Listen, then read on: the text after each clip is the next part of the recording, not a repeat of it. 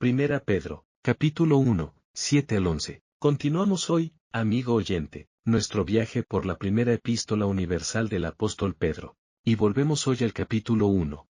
En nuestro estudio anterior, avanzamos hasta el versículo 6, el cual es la clave que se encuentra en un contraste de palabras que están muy lejos una de la otra, y este versículo comienza diciendo, en lo cual vosotros os alegráis. Ahora, ¿os alegráis en qué? ¿En algo bueno? No, amigo oyente.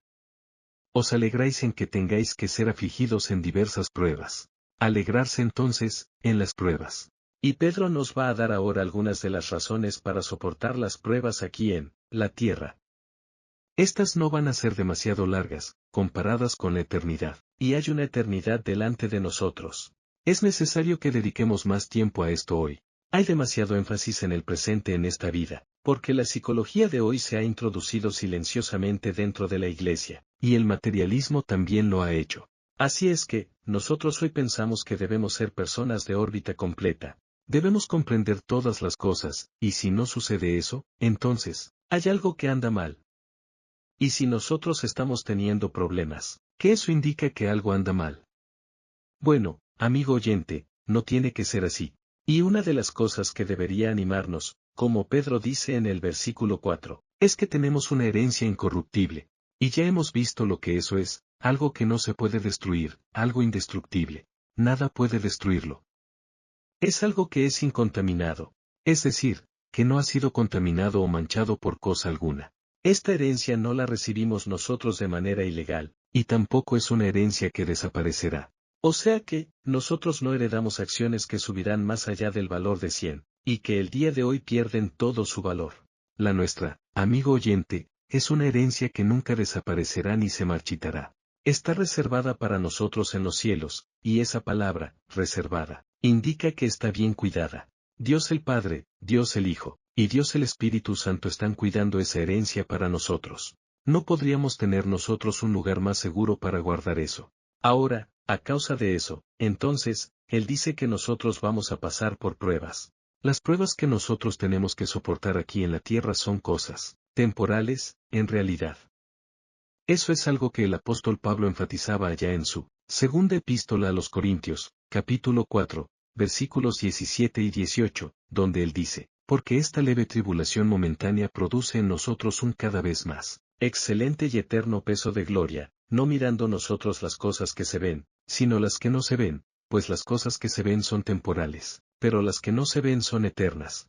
Las cosas que nosotros tenemos a la mano hoy, amigo oyente, y pensamos que son de tanto valor, debemos darnos cuenta, que no tienen ningún valor.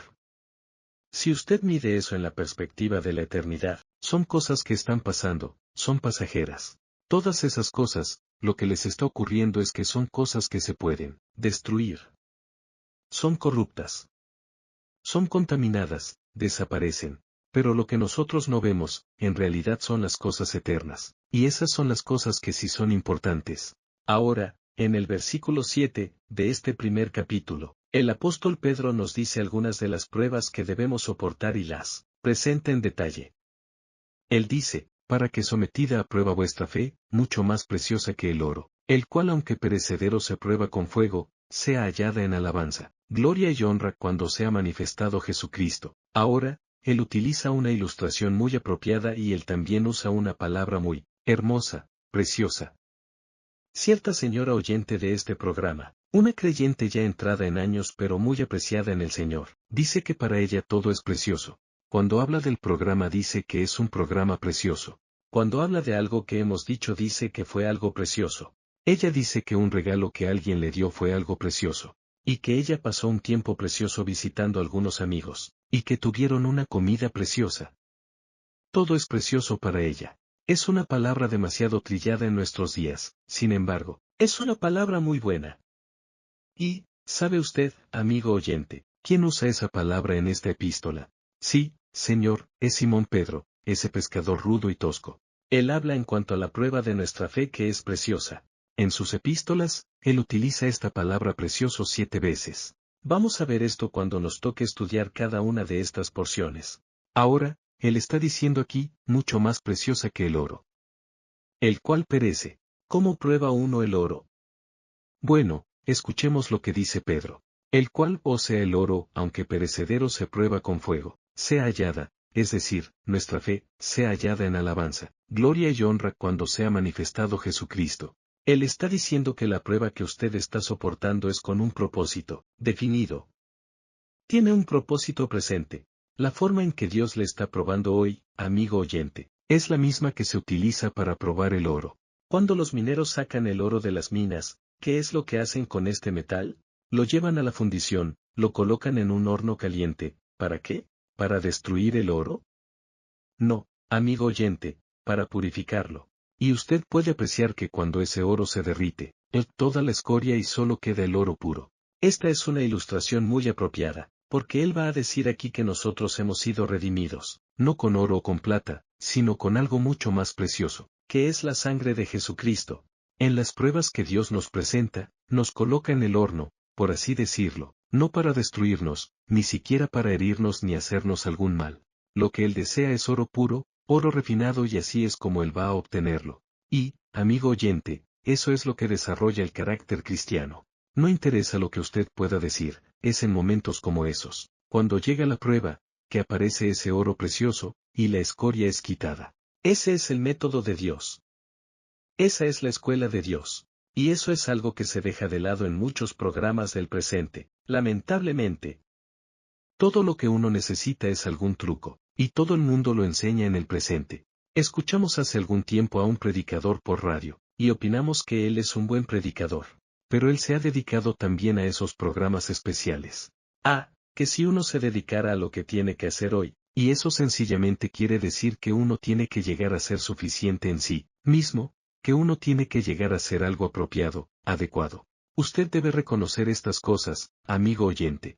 Y en realidad, lo que usted debe reconocer es que usted es nada, que usted no es adecuado, que es inapropiado, que no es suficiente, y que nunca llegará a ser así. Lo único que uno puede hacer es ir al Señor Jesucristo como pecador y Él le salvará. Y, entonces, amigo oyente, Él quiere vivir su vida a través de usted. Y la única forma en que puede hacer eso es por medio de las pruebas que nos da. Hay muchos atajos hoy. Y al único lugar que se puede llegar por medio de los atajos, es a un callejón sin salida. La única cosa que nos llevará a la madurez y crecimiento es el hecho de que, tendremos pruebas. Y luego, Él dice, cuando sea manifestado Jesucristo. Cuando Él sea manifestado, amigo oyente, usted le agradecerá a Dios por sus pruebas. Pensamos que habrá muchos de nosotros que desearemos haber tenido más pruebas, cuando lleguemos a su presencia. Creemos que, entonces, podemos apreciar el valor de esto. Piense tan solo en las pruebas que tuvieron que padecer el apóstol Pablo y Simón, Pedro. Él iba a ser crucificado. Fue crucificado, pero cuando él escribió esto, la crucifixión estaba delante de él. Él dice que las pruebas van a producir ese oro, y aparecerá en su presencia. Y aquí en el versículo 8 de este capítulo 1 de la primera epístola del apóstol Pedro, leemos, a quien amáis sin haberle visto, en quien creyendo, aunque ahora no lo veáis, os alegráis con gozo inefable y glorioso. Este versículo debiera significar mucho para nosotros. Simón Pedro había visto al Señor Jesucristo personalmente. Él había estado con él por 3 años, y fracasó de manera miserable durante ese periodo. Luego, él fue al mar de Galilea, y en el desayuno de esa mañana que Jesús preparó para ellos después de su resurrección, parecería como que él estuviera esperando a Simón Pedro. Y tal vez el Señor le dijo, Simón Pedro, yo no puedo confiar en ti. ¿Por qué me traicionaste? Voy a tener que dejarte de lado. Me has fallado. Amigo oyente, pero él no dijo eso. Él dijo, Simón Pedro, ¿me amas? Este hombre que acostumbraba a jactarse no estaba haciendo eso ahora. Finalmente, él clamó, Señor, tú sabes que te amo, tú sabes que yo he fracasado también, pero tú sabes que te amo. Y el Señor Jesús le dijo, voy a permitir que alimentes mis ovejas. Y Pedro pudo predicar ese primer sermón en el día de Pentecostés. ¿Me amas? Eso es lo que Él le dice a usted y a mí, amigo oyente, a quien amáis sin haberlo visto. El Espíritu Santo es quien puede hacerle el real para usted, amigo oyente. Ese es el secreto de la vida. A quien amáis sin haberle visto. ¿Le ama usted, amigo oyente? El autor de estos estudios bíblicos, el Dr. J. Vernon McGee contaba la siguiente historia. Decía él, Yo conocí a mi esposa cuando ella era una maestra estudiante. Ella era hermosa y popular. La conocí en un banquete que había presentado la iglesia con la cual trabajaba. Y hablando francamente, yo no quería ir esa noche, y después descubrí que ella tampoco quería ir. Ella había planeado hacer otra cosa, pero para complacer a la gente que le pidió que asistiera fue a ese banquete. Yo me enamoré de ella y uno de los miembros de mi iglesia, uno de los ancianos, dijo, allí vas a tener mucha competencia. Y parece que sí, había mucha competencia. Uno de los candidatos era dueño de una gran compañía, manejaba un gran automóvil que era mucho más grande y mucho más elegante que el que yo tenía. Yo ganaba en esa época, decía el doctor Magge, poco dinero. Luego había otro candidato que era el superintendente de la compañía de teléfonos.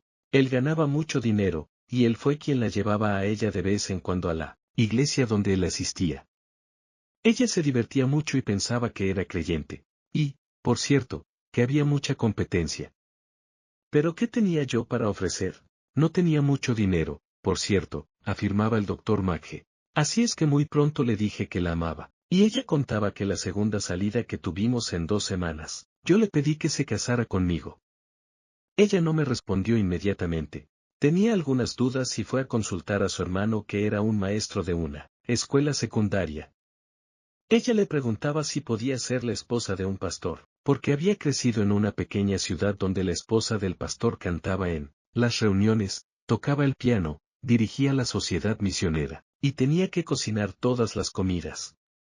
Esas mujeres trabajaban mucho. Me apena, continuaba el doctor Magge, ver a veces la suerte que corren ellas porque tienen que trabajar mucho en esas iglesias tan pequeñas. Ella no sabía si podía ser la esposa de un pastor o no. Yo no sabía lo que pasaba entonces, hasta sufría bastante, porque yo tenía que predicar los domingos por la noche, y ella se encontraba en la otra iglesia con ese otro señor.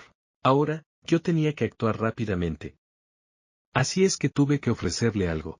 Hablé con ella en cuanto al amor del Señor Jesucristo para con nosotros, como murió en la cruz porque nos amaba. Él quería que nosotros le amáramos también, y, decía el doctor Magge, esa fue la primera vez que ella escuchó algo así. Luego, fue a la clase bíblica que yo tenía en la ciudad, y a la cual asistían personas de todas las iglesias. Asistían unas 300 personas. Esta ciudad comenzó a observar a este predicador que había llegado y pensaban que había sido abandonado por su novia en otra ciudad, algo que por supuesto, no era cierto. La gente quería saber o quería ver cómo iba a salir yo en este asunto con esta joven, y con los otros candidatos. Yo le dije a ella en cuanto al Señor Jesucristo, le di el libro de Ruth, ese era también el nombre de ella, y le dije cómo ese hombre se había enamorado de Ruth, y cómo Cristo hoy llama y nos salva. Él murió por nosotros en la cruz porque nos amaba tanto. Y el doctor Magge concluyó su relato diciendo, ella no solo se convirtió al Señor, sino que llegó a ser mi esposa. Eso era todo lo que tenía que ofrecer. Y, amigo oyente, esto hace de este versículo algo maravilloso. A quien amáis sin haberle visto.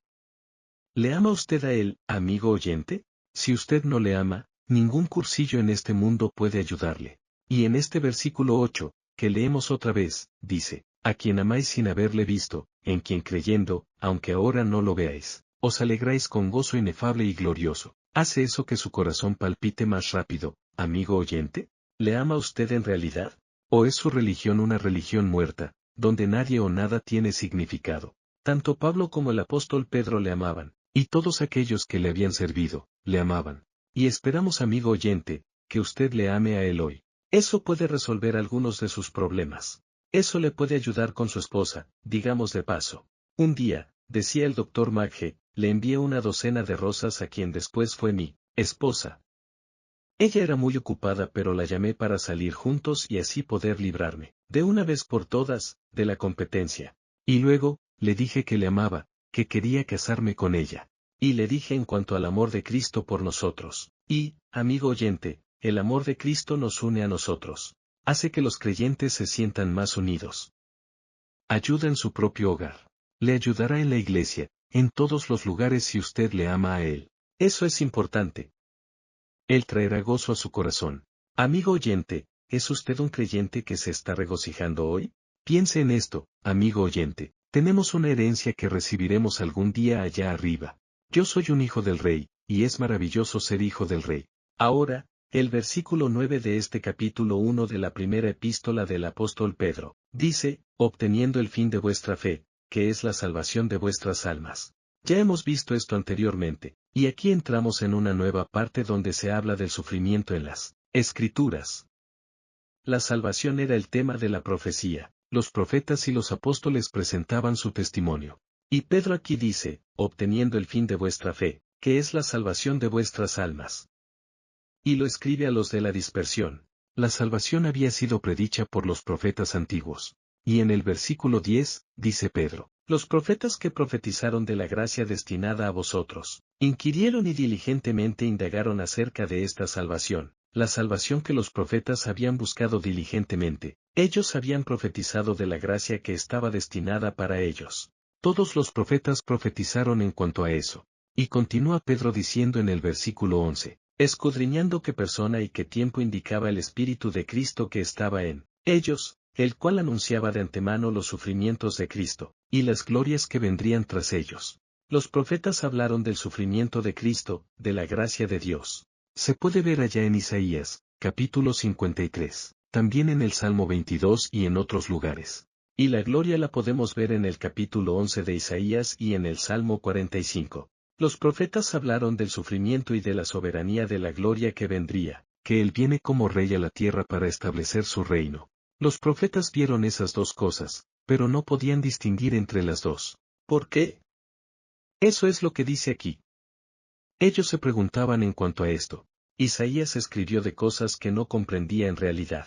Cuando él escribió en cuanto al rey, y Daniel estaba también preocupado por esto. ¿Cómo puede haber todos estos reyes gentiles, cuando Dios ha dicho que viene uno del linaje de David a reinar? ¿Cómo puede uno tener la gracia de Dios y la gloria de Dios? Y eso preocupaba a todos ellos. Usted y yo, amigo oyente, estamos ocupando una posición única, una posición singular. Y vamos a ver cómo fueron reconciliados. Pero, por hoy, vamos a detenernos aquí. Dios mediante, consideraremos este asunto en nuestro próximo programa. Le invitamos a sintonizarnos.